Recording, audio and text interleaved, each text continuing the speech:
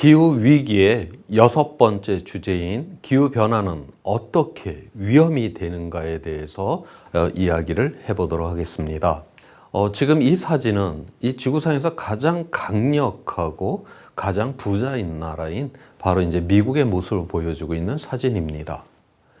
이거는 2005년도 카트리나라고 하는 이 허리케인이 뉴올리언즈를 이제 쓸고 지나간 다음에 모습을 찍은 그러한 사진이에요. 우리가 자연재난을 이제 한번 그렇게 당하고 나면 우리가 함께 협력을 해갖고 함께 그러한 어려움을 극복하는 경우들이 있습니다.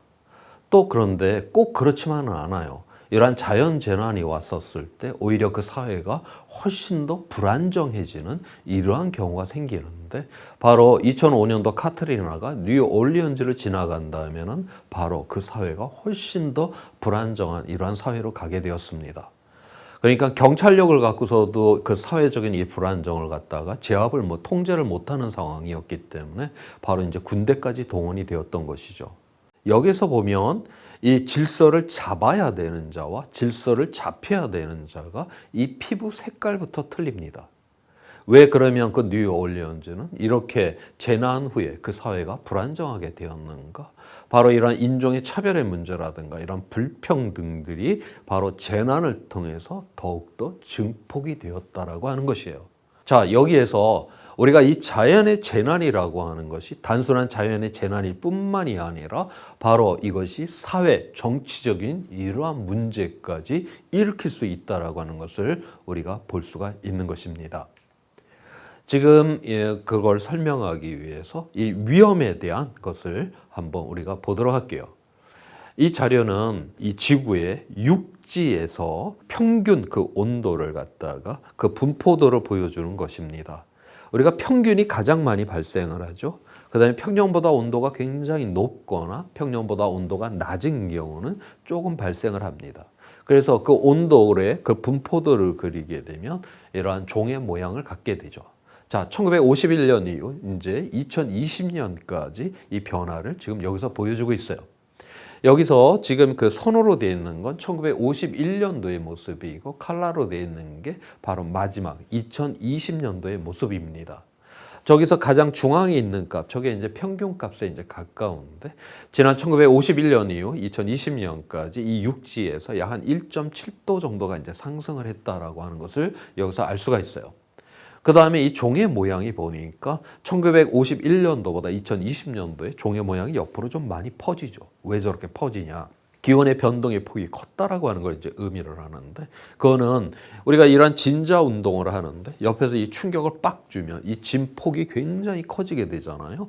그것처럼 우리가 온실가스를 갖다 공기 중에 마구마구 내뿜는다. 그러면 뭔가 이게 안정이 되었던 이러한 날씨 자체가 굉장히 이 변동의 폭이 커집니다. 충격을 받았기 때문에. 그래서 이 기온의 변동폭도 커지고 강수량의 변동폭도 커지게 되는 것이에요. 그래서 이 분포도 자체가 좀 옆으로 퍼지는, 우리가 통계학에서 이제 분산이 커졌다라고 하는 이런 표현을 하죠. 자, 저렇게 이제 변화가 이제 일어났는데 우리가 보통 위험을 느끼는 건 평균의 변화에서라기보다는 우리가 극단의 부분이 얼마나 많이 증가를 했는가에서 우리가 그 위험을 느끼게 됩니다. 지금 저 그림에서 평년보다 4도 이상인 경우를 한번 보게 되면 저 실선이 이제 1951년도라고 했고 칼라가 바로 2020년도라고 했어요.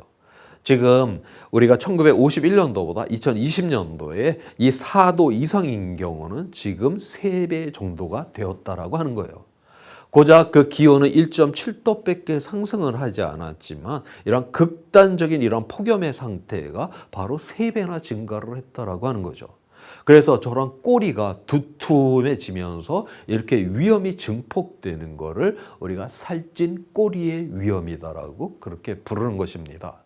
그래서 평균은 별로 안 올라갔지만 이런 극단의 날씨는 굉장히 빠른 속도로 증폭을 할 수 있다라고 하는 것을 여기서 보여주고 있어요. 그 다음에 우리가 이 위험이다라고 하는 거는 어떻게 우리가 정의를 하냐? 물론 발생 가능성, 그 온도의 분포도에서 온도가 높은 쪽이 그 꼬리 부분이 이제 두툼해져서 그쪽에 발생 가능성이 이제 저렇게 커졌는데, 우리가 위험이다라고 하는 거는 이런 평균에서 위험한 것이 아니라 이런 극단의 부분에서 이제 위험하잖아요. 그래서 발생 그 율을 봐야 될 발생률에다가 바로 그 영향력, 그러니까 이 극단의 부분은 영향이 굉장히 크기 때문에 그거를 함께 고려를 한 경우에 바로 저 위험이 이제 우리가 계산을 할 수가 있는 것이죠. 저 꼬리 부분이 이제 2배가 됐다, 3배가 됐다, 여기에 따라서 저 꼬리 부분은 영향력이 굉장히 크기 때문에 저 영향력이 큰 저 부분이 바로 2배, 3배씩 빠르게 이제 증폭을 하면서 우리에게 위험으로 다가온다라고 하는 거예요. 자, 우리에게 저런 식으로 이제 기후의 위험, 이제 자연의 재난들이 이제 다가왔다라고 했는데, 그렇다라고 해서 우리가 그냥 다 무너지지는 않습니다. 우리에게는 또 대응을 할 수 있는 이러한 시간, 이러한 것들이 이제 있잖아요. 그래서 우리가 이걸 제대로 대응만 하게 되면 비상사태까지는 이제 가지 않게 된다라고 하는 것이에요. 그래서 빠른 시간 안에 위험이 왔다라고 해도 이거를 빨리 대응을 하면은 그 위험을 굉장히 이제 줄일 수가 이제 있다라고 하는 것이고, 그렇게 되게 되면 우리가 이러한 사회적 비상사태를 막을 수가 있다라고 하는 것이죠. 자, 위험이 그러면 어떻게 이렇게 비상사태까지, 사회적 위험까지 갈 수가 있는지, 그걸 예를 들어서 한번 이야기를 해보도록 하겠습니다. 지금 이 예를 그 1918년, 19년, 그러니까 1차 대전 그 말렵에 일어났던 스페인 독감으로 한번 이야기를 해보도록 할게요. 그 스페인 독감이 당시에 최대한 5천만 명 정도가 이제 사망을 했다라는 그런 엄청난 그 이제 감염병이죠.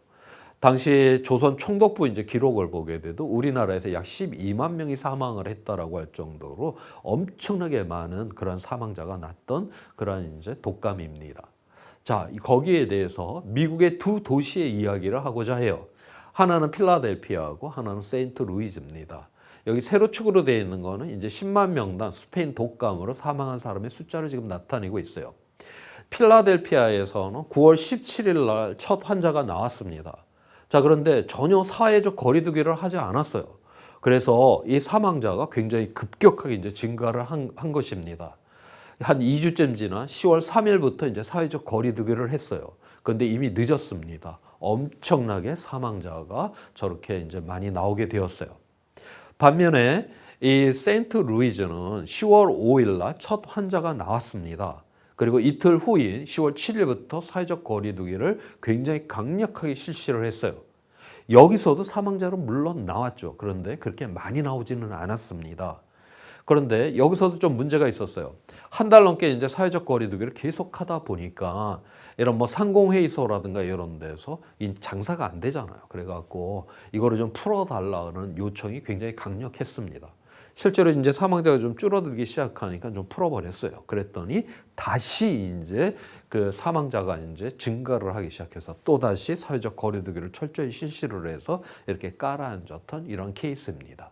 자, 여기서 우리가 중요하다라고 봐야 되는 건 뭐냐? 바로 의료 체계의 그 역량이에요. 이 세상에 위험이 없는 이러한 세상을 우리가 만들 수가 없죠. 위험은 발생할 수밖에 없는 거예요.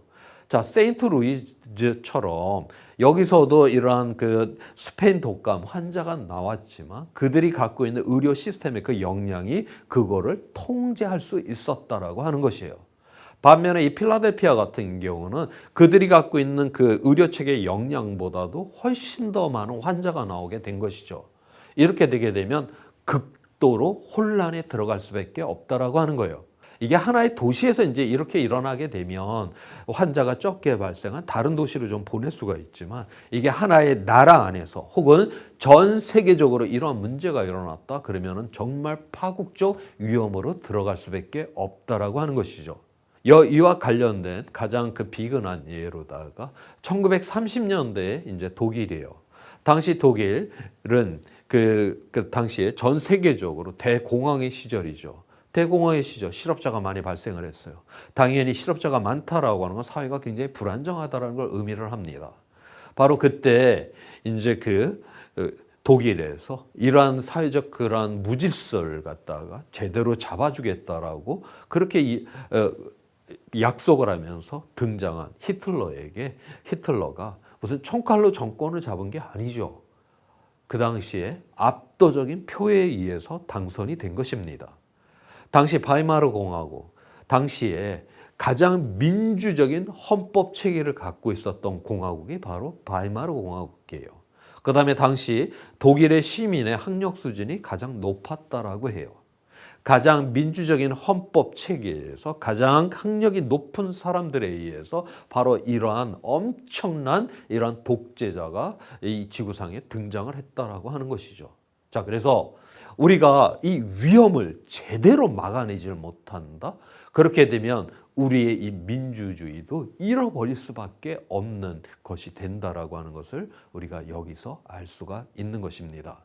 그래서 우리가 필사적으로 바로 이 위험을 항상 통제 안에 들 수 있도록 우리가 최선의 노력을 다해야만 한다라고 하는 것이죠.